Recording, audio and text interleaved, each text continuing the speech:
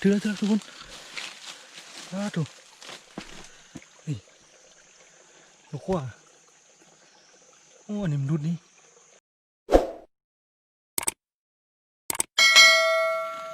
สบายดีทุกคนยินดีต้อนรับเข้าสู่ช่องไมล์แลชาแนลเนาะ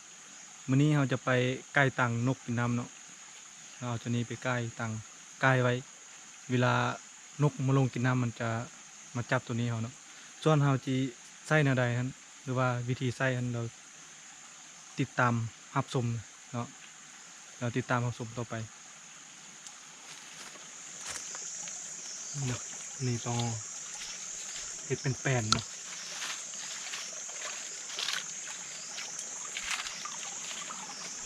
เห็ดบอลมันลงเป็นแป้นเพราะว่ามันได้เห็นมันได้ลงดีเนาะ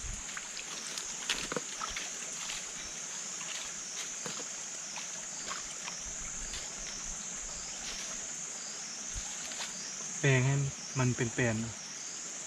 ว่านกมามันจะได้เห็นบอลที่ว่าบอลในแป้นมันจะลงบนนั้นเนาะบอลตึบๆมันจะบ่ลง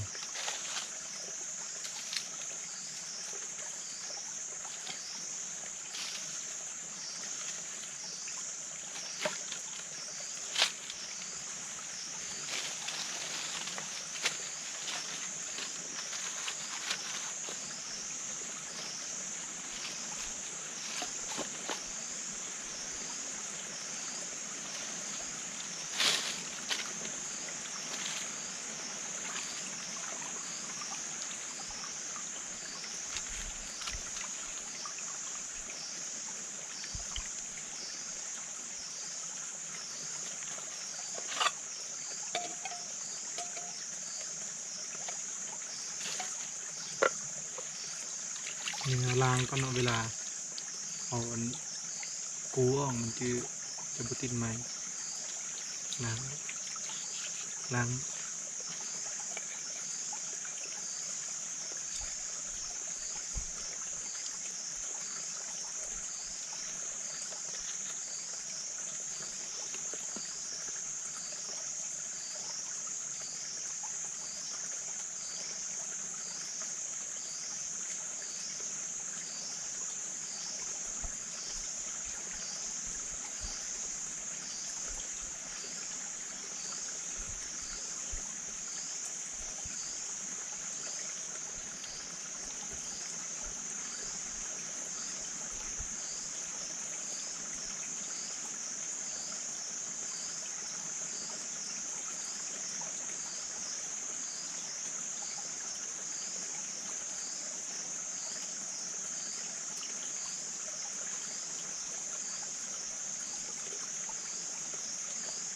เงาพูดเนาะไม่นี่จริงๆเพื่อนเงาปานนี้ก็ได้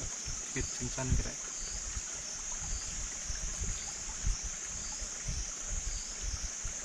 เอาเนาะ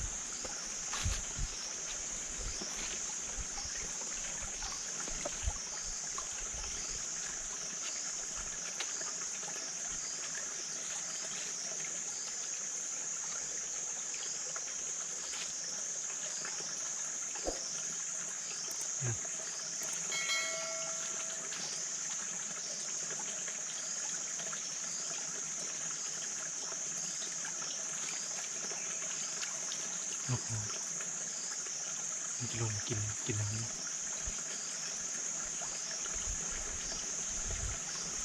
คือว่าแล้วเนาะตรงนี้เนาะแล้วถ้าแต่ว่าลูกกุมารจับ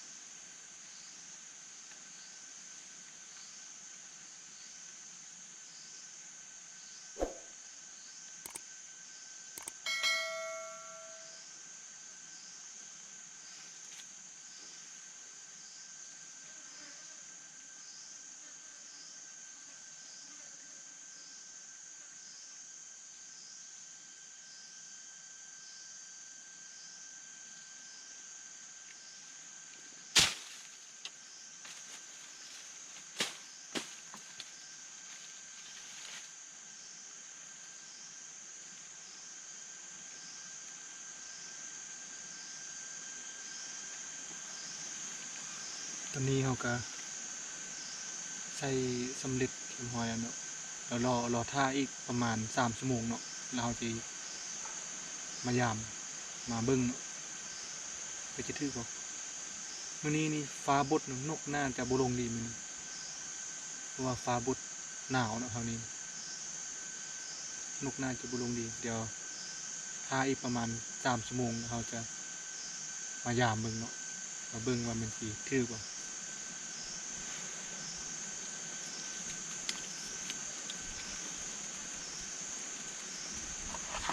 ตอนนี้ค่อยกำลังจะไปเบิ่งหรือว่าพยายามตังที่เฮาไกลไว้ก็รอท่ามาพอสมควรแล้วประมาณ2 ชั่วโมงกว่านี่แหละที่แรกว่าจะอยู่3 ชั่วโมงมันก็โดนพวกเนาะเดี๋ยวจะไปเบิ่งมันสิถือบ่ถือตอนนี้ก็ประมาณ12 โมงครึ่งหรือว่า1 โมงหยังประมาณนี้เดี๋ยวติดตามกันทุกคนว่าสิถือบ่คุณถือละทุกคนถูกนี่ลูกขั้วโอ้อันนี้มันรุดนี่นานมาเอาพวกนี้นะนี่รุดมืดนี่เบื้องนี้ก็นี่โอ้นานมายามพวกนะรุดมืดเลยโอ้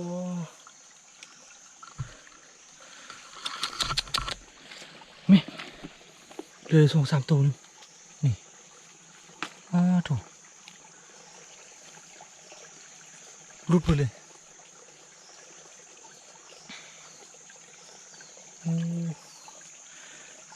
เดี๋ยวปลดนกกันนะทุกคน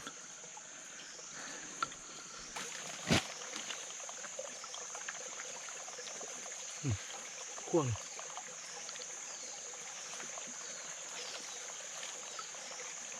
รุดมืดอ่ะ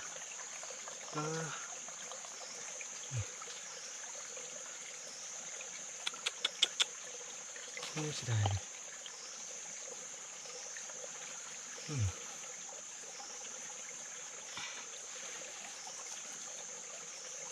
นานมายามพูดทุกคน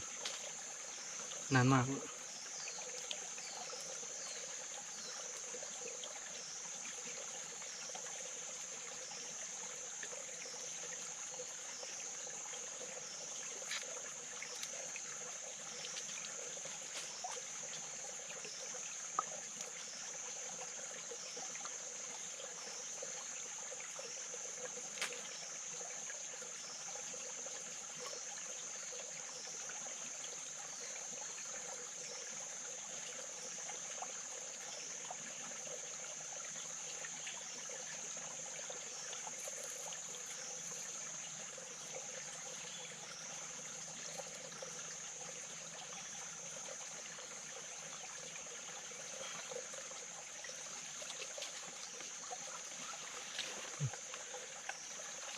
4 ตัวเนาะตัวนี้มันรุดมืดนานมายามพูด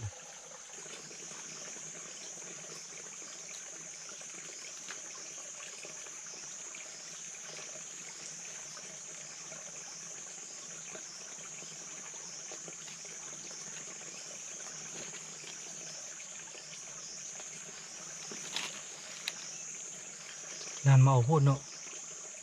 มันรุดมาดิ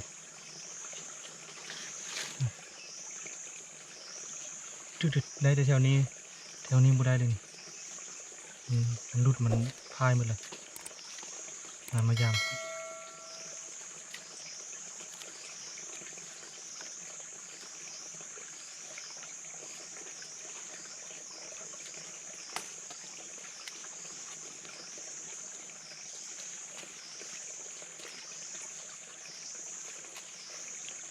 เอาเลยเขาต้องเอาโคนมันออกเนาะ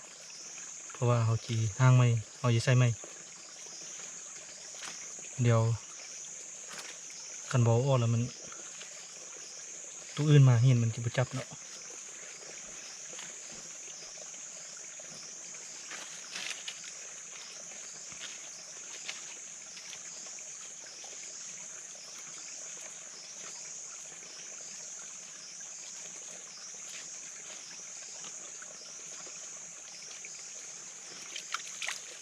กันมาไวก็นี่ ได้แล้วทุกคนเลยตัวนี้ถือประมาณ5 ตัวได้ได้3 ตัวลูกประมาณ2-3 ตัว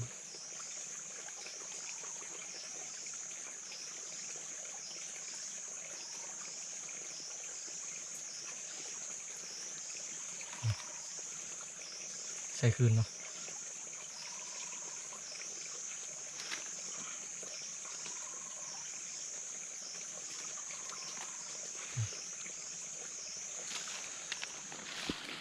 ตัวนี้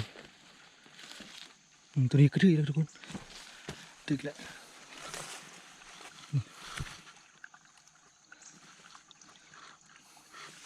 นกนะเนาะนกแร่มาคอเนาะเดี๋ยวปนนกกันนะทุกคนปนเอานกกัน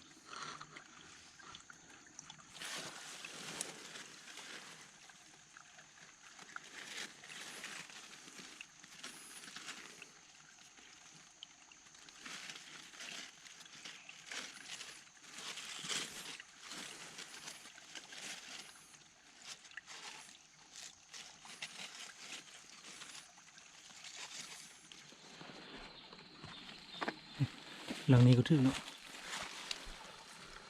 2 ตัว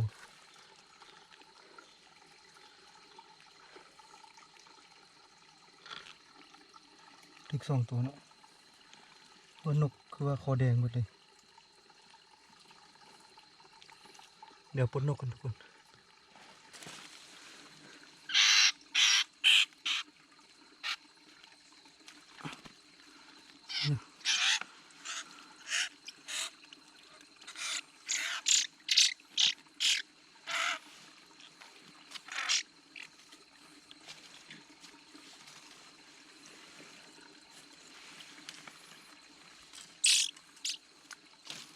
ทุกคนมันเนี่ยออกเนาะโอ้อนามัยออกเดี๋ยวตัวไม้มาหินมันจีระบลงมาจับถ้ามีคนติดอยู่นี่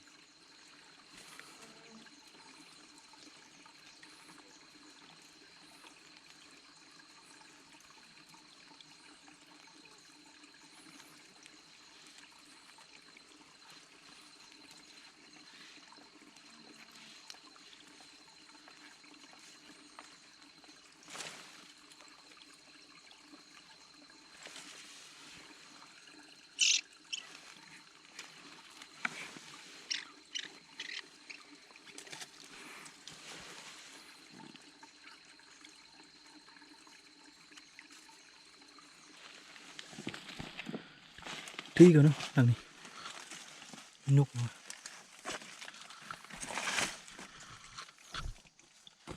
นี่ตัวง่ายอยู่ด้วยเนาะนกเรียกว่า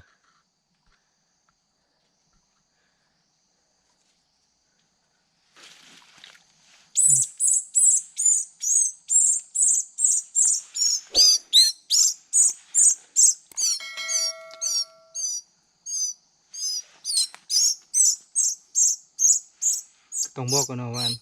มันโมเมนต์คือการหาดุนสัตว์เนาะคือคอยเบาคลิปที่ผ่านมาเนาะเอาหาไปกินตัวนี้หาไปกินมันบนโมเมนต์การหาดุนสัตว์เนาะต้องเข้าใจเนาะทุกคนเนาะ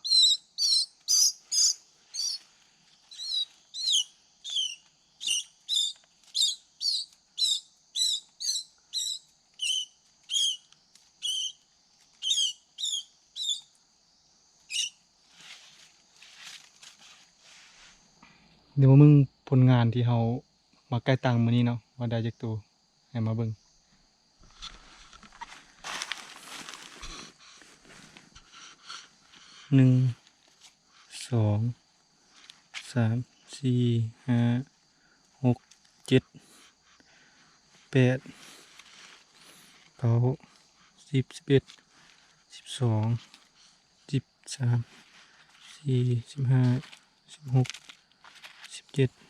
11ตัวเนาะแต่ส่วนใหญ่มันตัวน้อยตัวใหญ่ในใดแต่8ตัวเนาะตัวใหญ่ได้8ตัวตัวใหญ่มันตัวน้อยได้21ตัวถือว่าคุ้มค่าเนาะทุกคน สุดท้ายนี้ก็ขอขอบใจเนาะสำหรับผู้ใดเบิ่งคลิปนี้แต่ต้นจนจบแล้วก็ขอฝากช่องหน่อยเนาะฝากกดติดตามกดกระดิ่งเพื่อเป็นกำลังใจให้เฮาเฮ็ดคลิปต่อไปเนาะทุกคนขอขอบใจ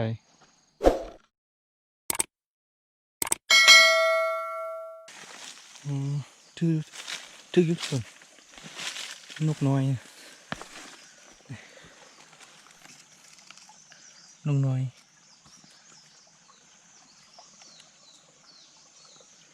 อืม